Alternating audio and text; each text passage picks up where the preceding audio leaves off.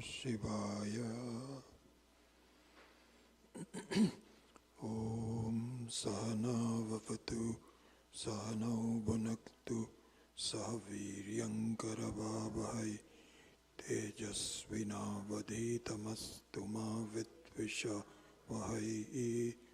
Om Shanti Shanti Shanti.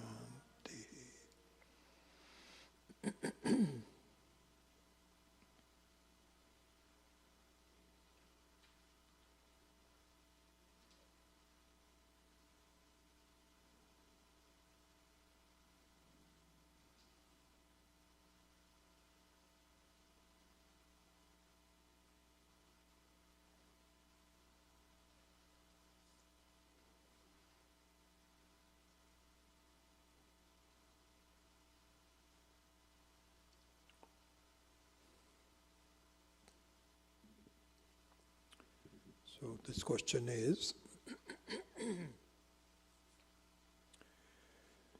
we are a financially independent couple with no children at the cusp of grihastha and vanaprastha ashramas. We can lead a retired, semi-retired life. We are both strongly desirous of advancing our spiritual practice to know the self. Our questions are, what should be an ideal spiritual map / path for us to take?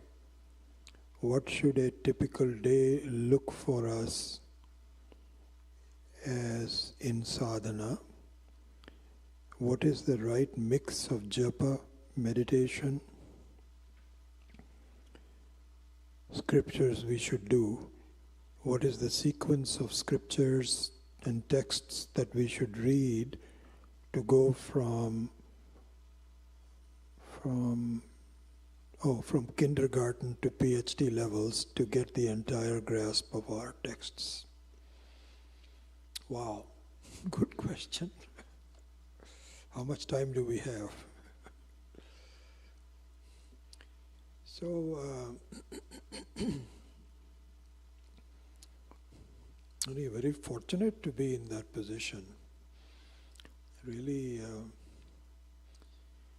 great to be at that point. Let's wait for a couple of other people to come in. They're just coming in.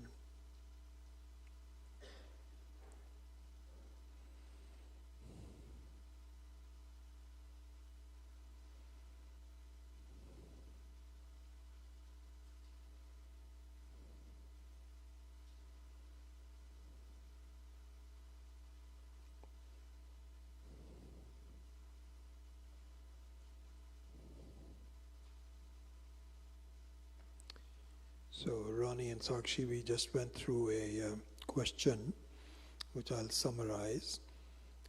There's a question from a couple that says that we are financially okay, we do not have any children, and we're at the cusp of grihastha and vanaprastha ashramas.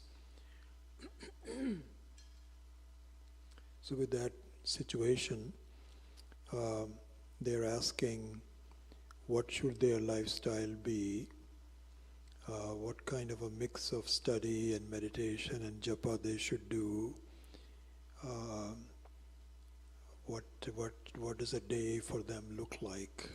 So this is what they were asking. So I was just about to answer it when I saw you come in. So I was saying that this is you're in a very fortunate situation, really.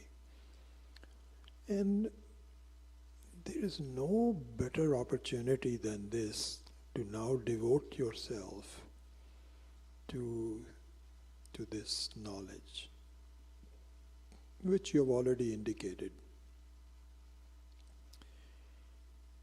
I think one of the things that we should see is that, well, if I can divide that into 3 different segments. So, 3 segments of one's decisions to do some action in life. One segment is what you should do and don't do. So there the consequences are very obviously negative. You know, you're supposed to do some things and you neglect to do it, you decide not to do so. So that's not good. The second part is you're supposed to do some things and you do it. It is good. You'll get some reasonable results from it. The third one is that you take some initiatives, positive initiatives, that normally you are not expected to do. The results of the third section are enormous. Initiatives taken where it's unusual are highly rewarded. Highly rewarded. And so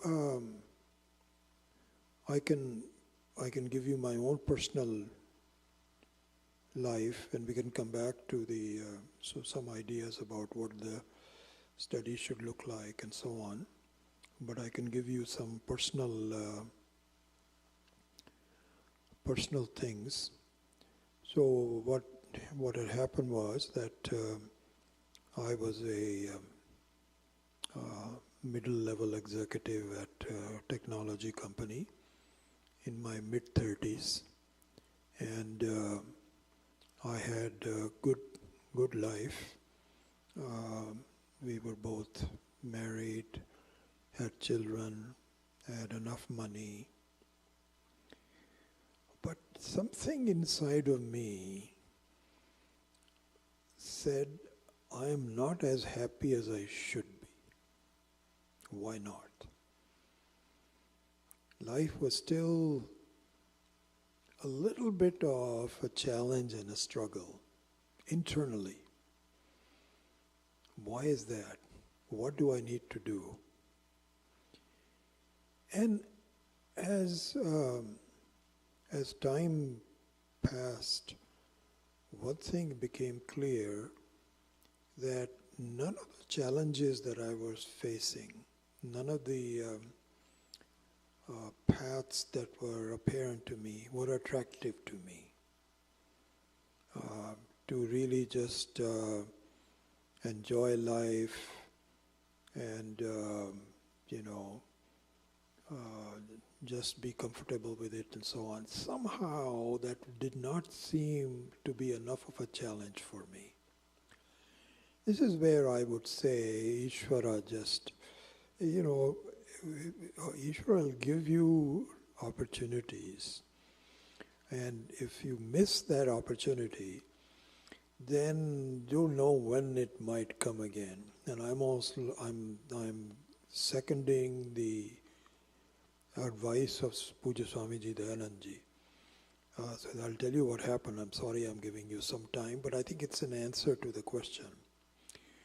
So Ishvara was looking out for me, and I saw an ad for a Gita Jnana Yajna by Swami Chinmayananda in the June of 1973, 7th chapter in San Francisco, Lone Mountain College. And Pami and I were in Los Gatos. We had a house there, and we had a party to go to that weekend.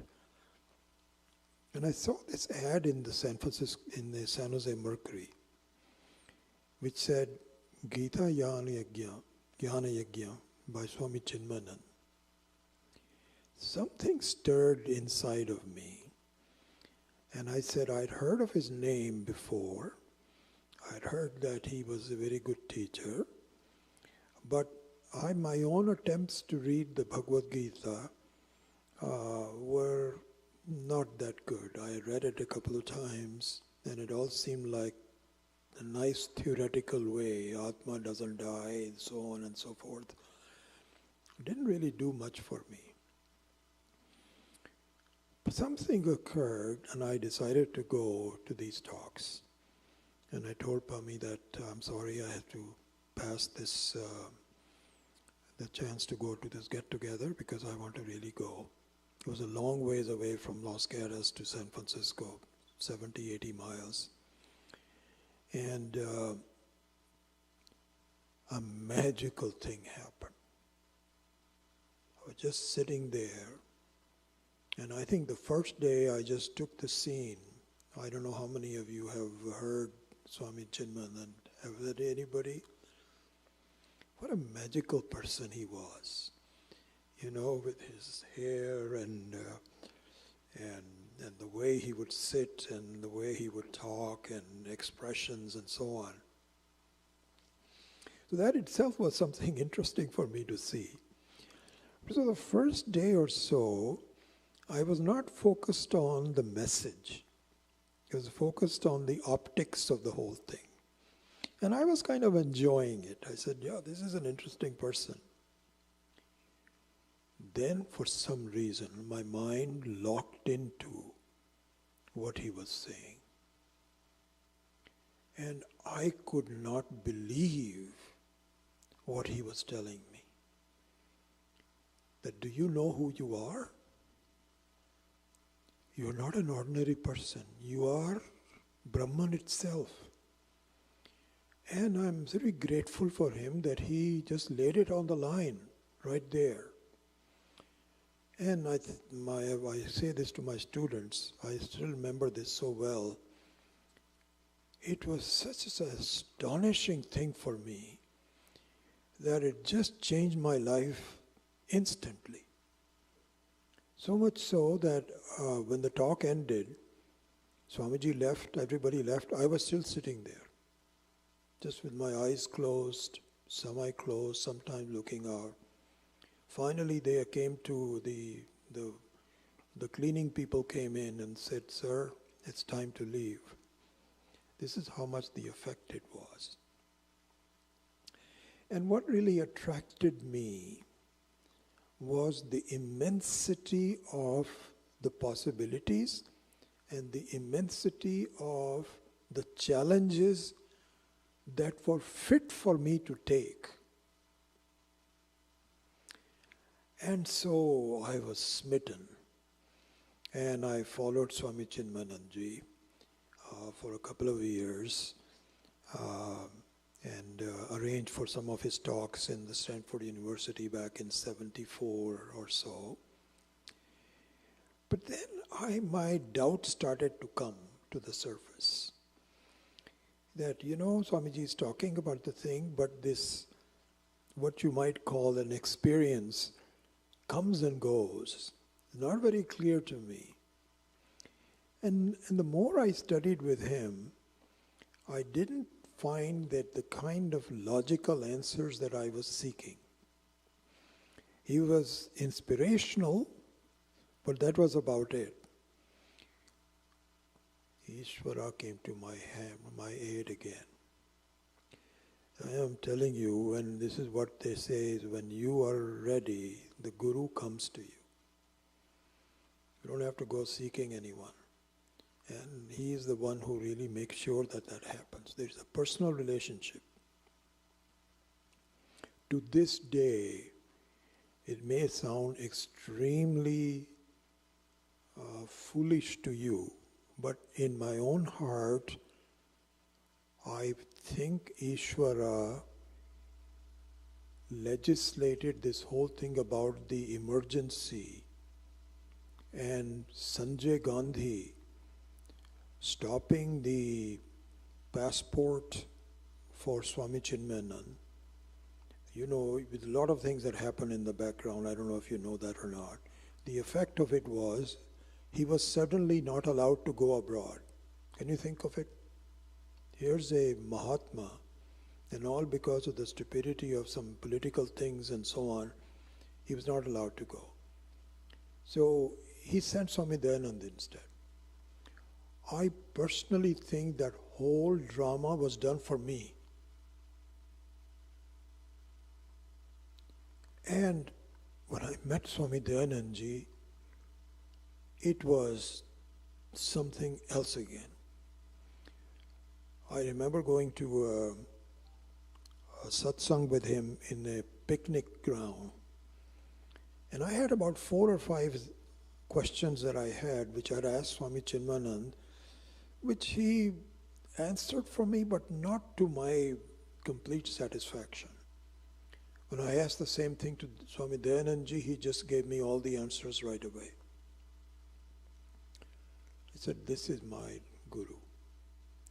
The one thing that I found with Swami Dayananda is the definition of the word or the translation from being a mumukshu to a jigyasu. And what in plain language means is, he used to ask me, what is your profession? And he knew that I had a couple of master's degrees, I'm an engineer and I'm an educated person. So he was not afraid to tell me all this. He said, do you know? So I used to say, Swamiji, I'm not sure why the initial euphoria that I had with Swami Chinmayananda, where I just sat stunned and I stayed there for several months, is now gone. That euphoria is gone. I still have Shraddha, but that euphoria is gone. Why? His answers were completely satisfying to me. He said, listen, you've studied computer science. You have friends that study medicine. There is a methodology you have to adopt because you can do some things very quickly, but until you get all your doubts removed, your euphoria will not come back to you. You need to now study structurally in a very systematic manner. This was something that I immediately bought. I said, yes, I can see that. Then, of course, came a situation where, I was, happy with my job. I was the one who was having all this dialogue. And I would share some of this with Pami, but she was not a Vedantic student. She was just a good, normal housewife. And when I proposed to her that I would like to go away for 2 years to study, she was not very happy about it, obviously. And she was more puzzled than unhappy. She says, why? Why are we doing this? So I said, I don't know. I just feel there is something in me that I need to do. So this is where my initial comments about taking an initiative comes in. So what I did was, I started to think about how am I going to study this, because the goal was very clear to me. How I get there was not clear at all. But I said I must study that as much as possible. So there were a number of other people who also were interested, and with the help of about 30, 40 people, 50 people, we convinced Swami Dayananda and Swami Chinmayananda, because he was also part of Swami Dayananda was part of Swami Chinmayananda's organization at that time, to send him here, even though he was very much wanted in India. But this is one of the things about these Mahatmas. If you just fall at their feet and don't let it go, they'll say, okay, Baba, I'll go with you. So this is what happened. So we convinced him to start a course. Now the question is, Can I just do it remotely or can I be studying closely? This is where I'm so grateful to my wife, because she said, listen, if you really want to do this, I'm with you. I don't quite understand why you're doing this, but I am willing to compromise. My own parents were much more against it. They were saying, this guy, he may not come back. He may become a sannyasi. And I kept telling them, no, when I promise something, I will do it. So we both had a very interesting interview with Swami Dayanandji at Piercy. We both drove there. This is in 1979. And Swamiji said, tell me about your life. So we told him about our finances, that we are okay. We are not rich, but we can manage. Our children were 4 and 10 at that point. And so we explained all this. So Swamiji asked Mummy, what do you think? What do you think we should do? So she said, Swamiji, frankly, I don't understand this. I'm not sure that I really like this. But I'm willing to go along if Vijay and you both feel strongly. So Swamiji said, listen, this sort of an opportunity does not come along very well. These are signals from Ishvara that if a person really wants to give up his job and really do this full time, this is an extraordinary initiative whose results will be, these were his words, the results will be amazing. So my recommendation is that if you can do it, please do it. So think about it. So I was expecting that now we will go back and Pammi and I will discuss, and hopefully she would agree. But if she doesn't agree, then I'm married to her. I'll stay with her. Without even leaving the room, she bowed to Swamiji and said, okay, we'll be okay. Let's do it. It was a great sacrifice. So then for a few months while our house was getting rented and so on,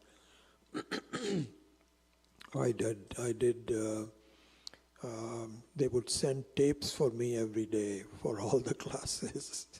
I was still working. But then after a few months, then we moved there for 2 years. Are you getting something? No, you don't need to. I'm okay. This is the normal thing. Yes, I still have a lot of phlegm and so on, so that's okay. I'm okay.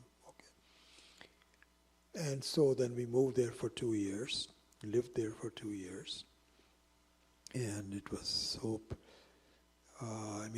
Really all hats off to her, because, and she just enjoyed it. The kids enjoyed it. They went to school, and I got my complete introduction to Sanskrit with Panini grammar. And Ramaswamy used to teach us that. And Swamiji himself was the teacher for 2 years. Can you believe it?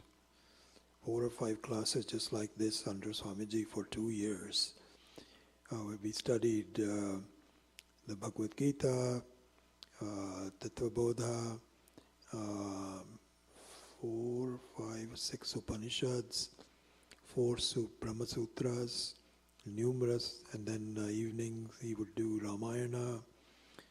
It was a full slate. And then I got back to my job, as I promised, and worked there for 18 more years at Hewlett-Packard. And I started teaching on my own. And then again, thanks to my wife, when she had her own business and she was doing well, I thought that this is time for me to take off.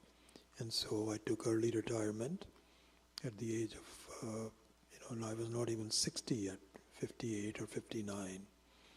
And then I've been studying and teaching ever since that. So that's been my background in terms of how I got introduced to the subject matter. I think that there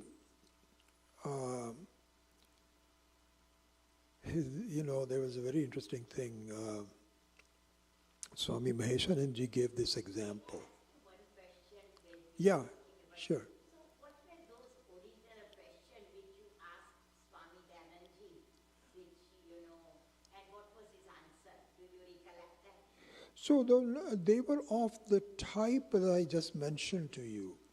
There were 4 or 5 questions rounding to that, very similar to the questions that are being raised here as to what lifestyle is necessary, how am I going to study this? This is a very specialized topic. How am I going to do it? How much time does it take? But I think overseeing this was somewhat of a frustration that the honeymoon period had left me. And I was back into, I wouldn't say the old ways, but certainly not what I expected. And I was asking him, why is that? That was probably the most important question that really helped me to do that. Other than that, there were some other interesting things. I think that my father used to ask me this question. He said, you're telling me that when people understand this, they're no longer born. And so that means that slowly the population should diminish. Shouldn't it? So I didn't have a very good answer to that. I said, yeah, but I think that's the way things are. I just kind of muddled it. I remember asking this to Swami Dayananji. And by that time, he already knew who I was. In just a few days, we had introduced. He said, do you understand the concept of infinity? I said, yes. Answer is infinity. It became very clear to me. What it means is diminishing population, increase in population is nothing. This is going to go on forever. Later on, when I started studying Mandukya, and we are going to get into some of those, and this is some very surprising things that you will see. There is really no creation per se. This is always has been like this, and will always be like this. The only thing is, which side of the fence are you on? Are you on the side of the fence of samsara, or are you on the side of Brahman? That's it. Brahman and Jagat will always be there, infinitely.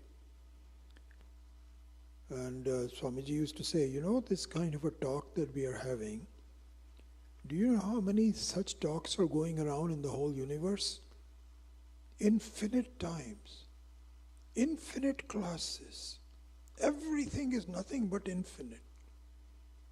Swami Chinmayananda had not given me that answer.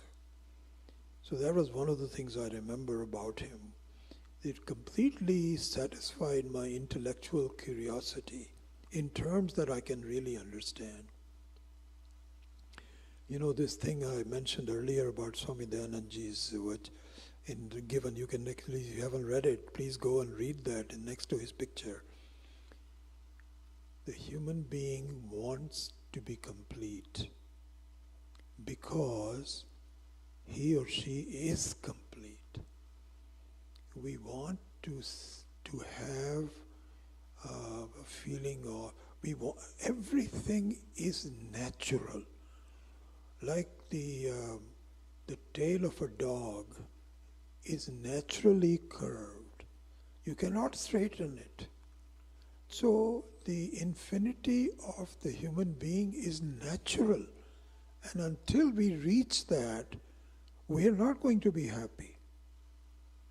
So there's such logical questions like this that were answered by Swami Dayanand that I didn't have a chance to either. It's not as though Swami Chinmayananda didn't know. Not at all. I think he's a Mahatma in my view also. But certainly in terms of our interaction, this was not apparent to me in that sense. So now, I think to answer the question after giving this long introduction to my own personal life, I would say, given the circumstances that you have mentioned, you should really focus on this goal. It doesn't come along very easily. And if you are prepared, you have all the right kind of... There is really nothing to dissuade from not spending full time understanding what this is. Then it is a matter of your own preparation and qualifications. It may take a while, depending on your thinking, your mind, your prarabdha, your vasanas, but the goal should be very clear.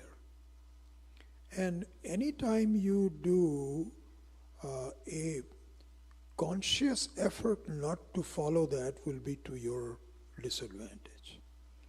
You should really just make sure that whenever possible, and then there is always ways to go forward. One thing, by the way, I should just mention, just as again and as a advice to this questioner, I still remember this interaction that I had. Swami Dayanand was talking in Berkeley at that time, Sadhana Panchakam. I still remember that. This was in 78. This is before before the 2.5 years at PRC. So he was staying in a hotel room, and I had requested him. I said, Swamiji, can I come and see you? So he said, sure, come along, come sometime. So either after the talk or before the talk, I drove him, and we sat in his hotel room talking. And I had a few questions for him. One of the more important questions I had was, Swamiji, if I have some discretionary time,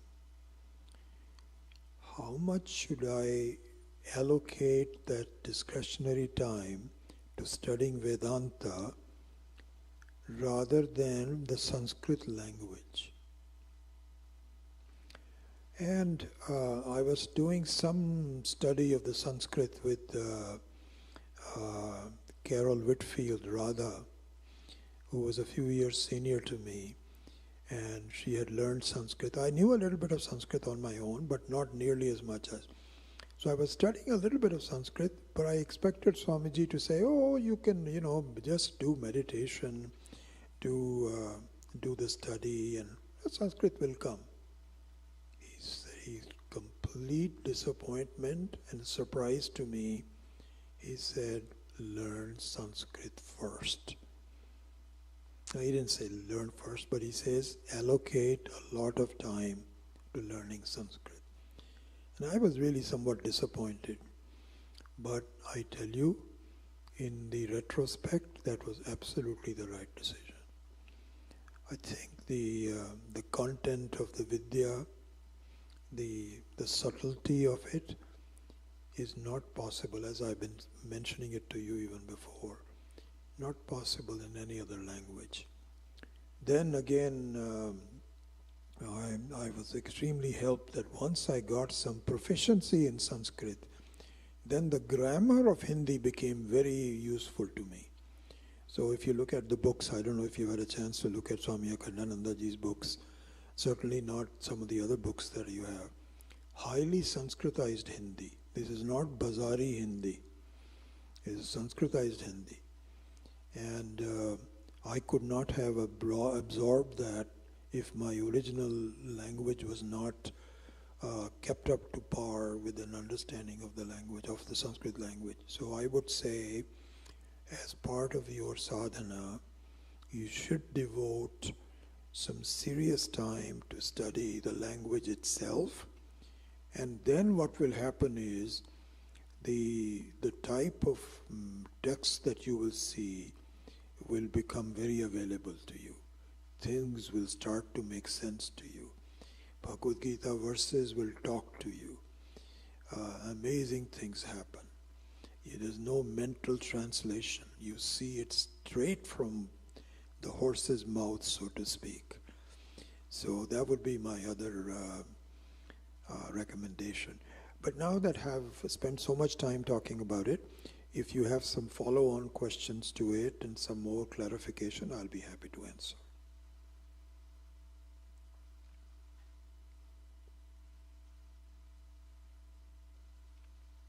Yeah, Ronnie?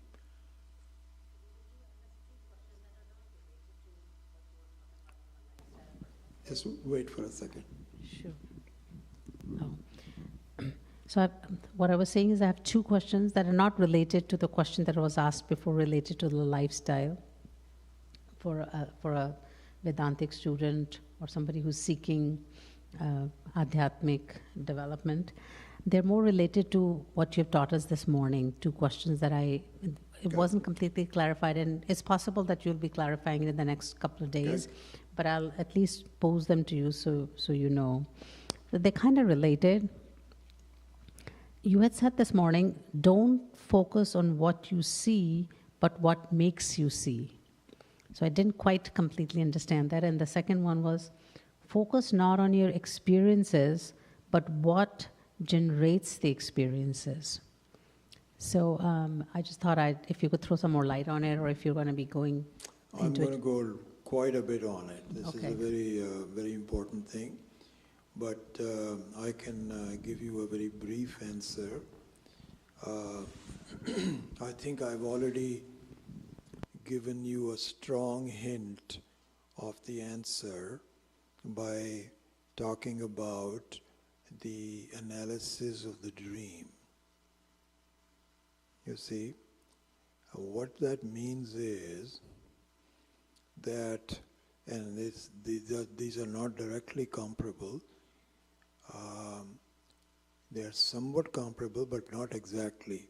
Comparable meaning the waking experiences and the dream experience.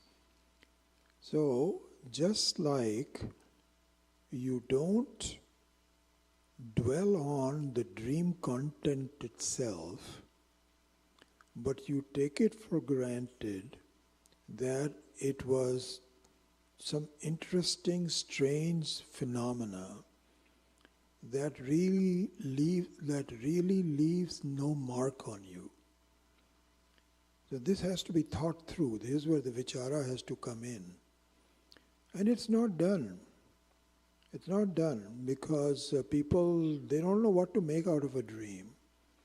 It is because they have not studied Vedanta. As I was mentioning to you, Bhagwan is a very badmash admi. He gave you the dream as an excellent lingam. If you want to talk about Shiva Lingam, this is the real Shiva Lingam. To really study how the dream comes about without having any substance. Because the lessons learned from that will enable you to carve out the kind of thinking, to do vairagya towards what you see in your life. What you see and what you experience of the life doesn't mean anything at all.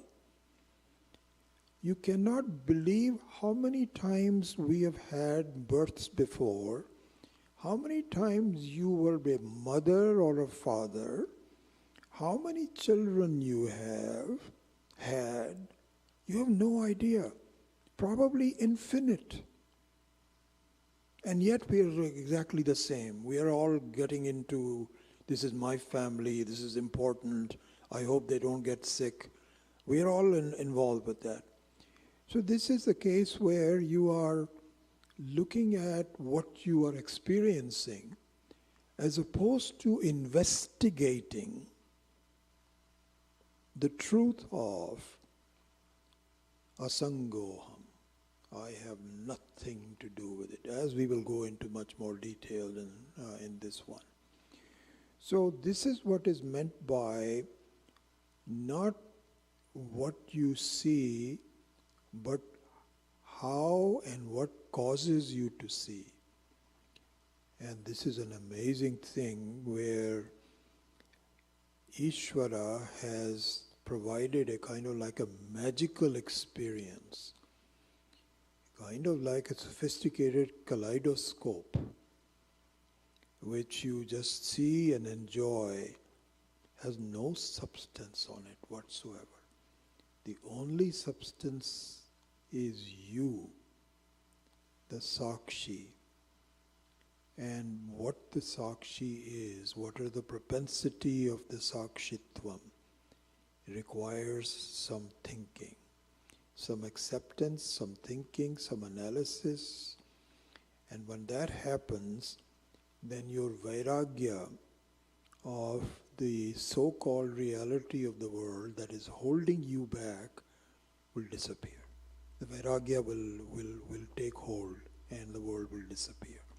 So that's the trend of what I was saying about what causes you to see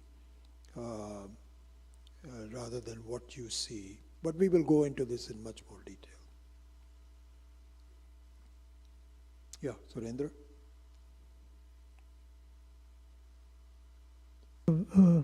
When you're talking about the vasana, is vasana same as prarabdha? And the second question is, does vasana has negative connotation? The second question is vasana what? Does it have negative connotation? Okay, so good questions. So the vasanas are as a result of prarabdha. So the content of the overall form factor, what is called, is prarabdha, but the exact content of what is happening is vasanas. So what I mean by that is, I didn't state that well. What I'm saying is that the overall topic is called prarabdha, because this is what has already been begun. So as you know, what happens is that what in our previous life, which by the way will be ultimately negated, we are going to raise this question and then we will negate it in the end. But in the meantime, there is a question. And that question is that prarabdha means that you've had a lot of previous lives where you have done some very good things and some not so good things. And so you have both punya and papa in your stored karmas, sanchita karma. Out of that, for this life, based on your desires towards the end of this life, of each life. So the end of life desires are very important. Okay, this is what happens it is given in the 8th chapter of the Bhagavad Gita. Arjuna asked this question, that what if I did not really remember you, and what if I can remember you at the very end, what will happen to me? All those kinds of questions have to deal with this point. The point is that how your life progresses, you are forgiven for some early mistakes. But if you lead the end of your life towards seeking Ishvara, then you will be more rewarded in your next life, because it is very fresh in your account. And it was, so anyway, I'm not going to a lot of detail. So this is what is prarabdha. But the effect of the prarabdha is that your tendency to do things, even though they are no longer active, Like the onion is no longer there, but the effect of the onion is still there. So your tendencies to do things in a certain way are based on your vasanas. And ultimately, as we will see in our classes, you have to mitigate the effect of vasanas by controlling your life. And the controlling of life is based on what the Shastra is telling us, not what you and I individually decide. So this is the flow of the vasanas. Then your second question was? Okay, thank you. Yes, generally speaking, only with respect to, yes and no. With respect to samskaras, it has a relatively negative samskaras are considered to be positive. Okay? Vasanas are a mix of positive and negative. It's a general flow, and the element of that which is very positive is called samskaras. So this is why, the people say that that person has good samskaras. And, this was a question that a lot of people ask. You say, Swami, to Swamijis, how is it that criminals have more money than non-criminals? They seem to get along, very well. They are a wonderful life. This is not fair. You know what the answer is? Samskaras. They have done a lot of good things in the past. Now they are eliminating the good things very quickly, but there is a lot of good things stored in their previous life. That's why they are enjoying life even though they are criminals. So that's the relationship between samskaras and vasanas. Yes?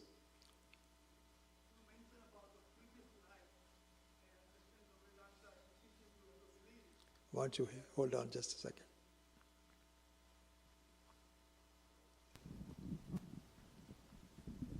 Hari Om, Swamiji. You just mentioned about the previous life, and that's your sanskara. That's why even the criminal getting a good life in this one. If this is something, why should we believe? And your Vedanta, our Vedanta teaching us to believing all these things. But there is no evidence, there is no proof. If somebody did the good sanskara, why he is doing a bad sanskara this time? That is another question to ask you then. Okay, good question, good questions. So, the first part of the answer is that there is no shortcoming in the law of karma and karmapala. There is no gaps in it. It is very logical that what you have done will lead to good results. This is true in our lives, in our own actions. So this one should be quite relaxed about. That it's Ishvara, you cannot say, oops, Ishvara made a mistake. Oh, I don't know what he's doing. That's not the case. It is infallible. It is very natural. Okay, so this is the one thing that we should think about. And the second thing is, our lives are an amazing mixture of good and bad. Amazing mixture. So amazing mixture means that there's a lot of good stuff, a lot of bad stuff, or something in between. Very complex. Very complex. But still there is no gaps in it or anything like that. So all we can say is that they were given a positive start, and now they are frittering away their good fortunes, which will result in bad things to them if they continue to do it. So there is no gaps in it. It's not as though they are being rewarded forever. But their good karmas have overwhelmed the bad karmas because of the sanchita nature of it, and so for a while they are allowed to get away with it, but not for a long time. They will pay for it sooner or later, a criminal one. Yeah. So that's the way we would answer it. So it's not a question of Vedanta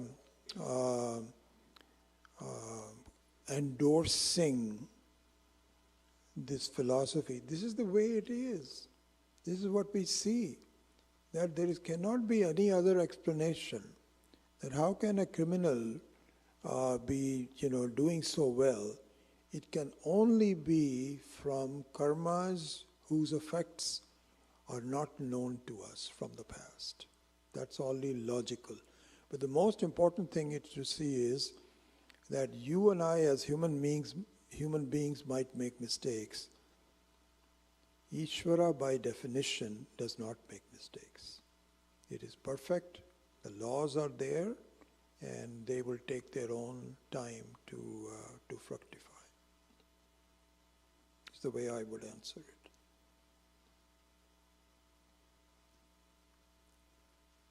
Rani?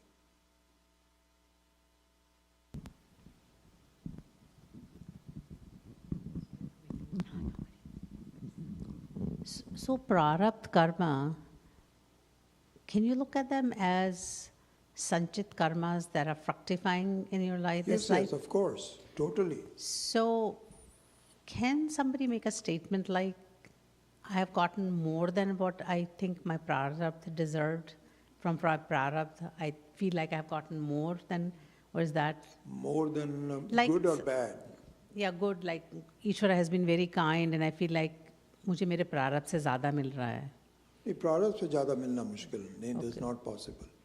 Whatever you are getting is, one of the things we should really see. I think I've talked about this. I remember this one time when I first joined Hewlett-Packard.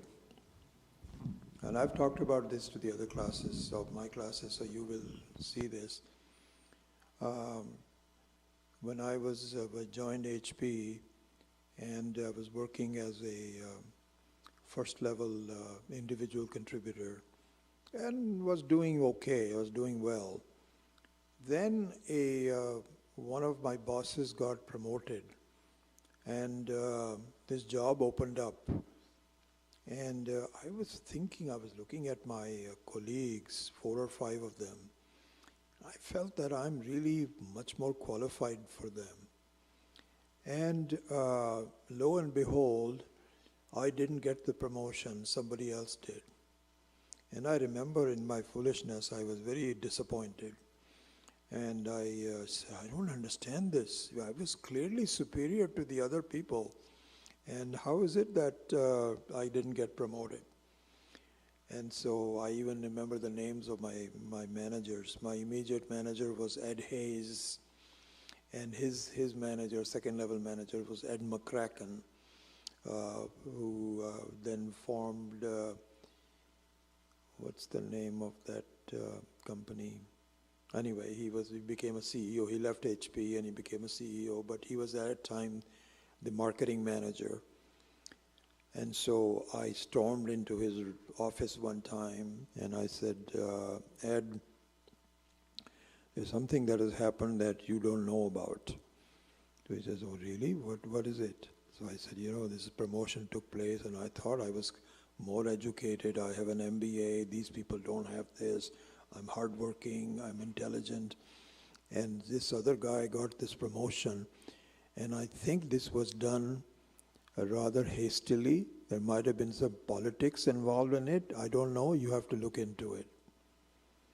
He said, can you please sit down? I want to talk to you. He says, I made that decision. Your manager actually recommended you. I overrode it and gave it to somebody else. And then he proceeded, before I said, what? He proceeded to explain to me. He says, I think very highly of you. You should know this. This job is totally people sensitive. It all has to do with administration. There is not much thinking. And it will be wastage of your time. We want you to really do a lot of other things, broaden your relationships, and we have good things in mind for you. So don't worry. This is for your own good. So I came back, I remember telling my wife, I said, that was a good interview. I was completely satisfied. And it turned out to be good. I did well in the company since then. So this more than or less of prarabdha, the thing I would say is this is something we should really think about. There is no action which has not been personally approved by Ishvara. No action, anywhere. You cannot say, hey Bhagavan, do you know all the things that are happening to me? You don't know anything. This is absolutely false. This is exactly like Ed McCracken saying, I know that's what you think, but I was the one that made the decision. Really speaking, everything that happens, good or bad, has been personally reviewed and approved by Ishvara. And the interesting thing is, this is wonderful, this is not a hierarchical thing. In the case of this company that I used to work for, there was hierarchical because there is a marketing manager, then there's a product marketing manager, then there are individual contributors, there's so on and so forth. I probably never had much direct contact with Ed McCracken. I think I spoke to him a few times, but so my thinking was he doesn't know me. And if he knew me, then I think I should have a case for that. This is not the case with Ishvara. Ishvara does not have intermediary points. He has a direct relationship with you. This is what is meant by antaryami. The antaryami, this is discussed in Brahma Sutra in great detail. Antaryami means Ishvara. By the way, all the way is called Narayana also. So Narayana means that as soon as, so Narayana means it is so perfect in terms of your karma and karma phala that immediately is given to you. There's no gap. It's not like saying, okay, I think this person is doing a good job. I better talk to some lesser god and give him some benefits. No. As far as karma phala goes, it is immediately done directly by Ishvara. I should know that. If I know that, then such questions cannot arise. Is it more than prarabdha? Is it less than prarabdha? No. It is exactly what you are deserving at any one time. Yeah.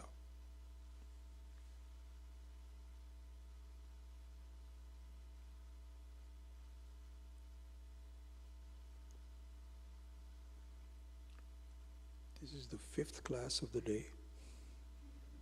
That was a very impressive thing. I was back in California. I would tell everybody, and my wife would also advertise it to the friends.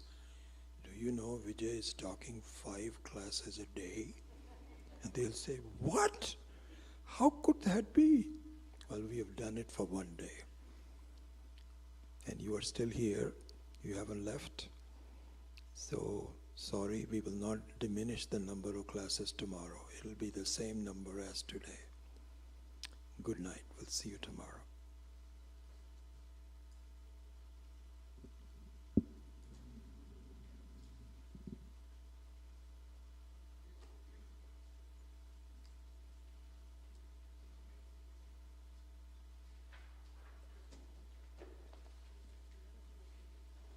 So, you stayed?